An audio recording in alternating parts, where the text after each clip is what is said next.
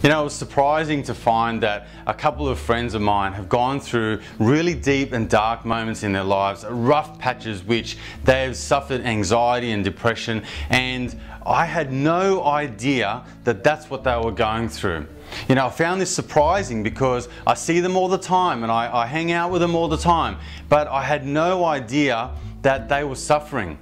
But then I got to thinking about this and I realized that I'd done this too. You know, in my life, I can recall a moment in business where I've made a couple of really bad decisions and things were going very bad in my business, and I was about a couple of months from going broke.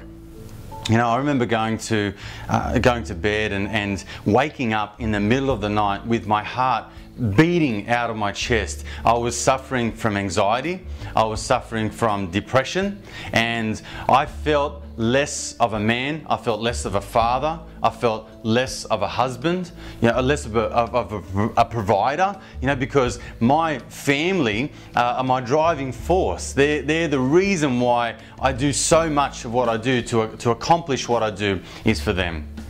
And I also realized in this moment when I started to actually come clean and open up to my friends and the people that I love and trust, that it was a cleansing moment for me.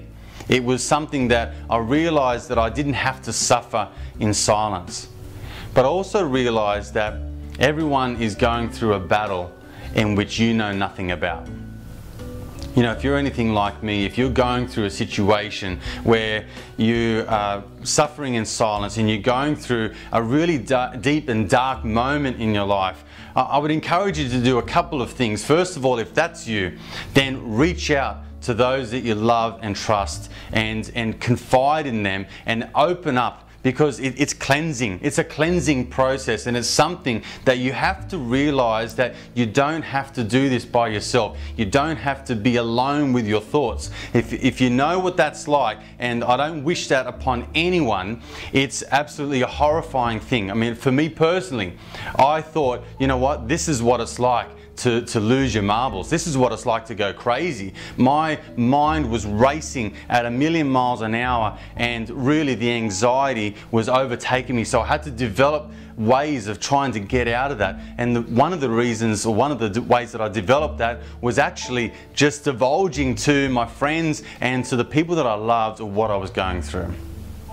The next thing that I'd like you to think about is to reach out to those people that you love and trust. Those that you can sense that are down, that you can sense that something's not quite right, they're not quite themselves. They're usually this way and now they're that way. You know, why don't you reach out to them and let them know that they don't have to walk alone?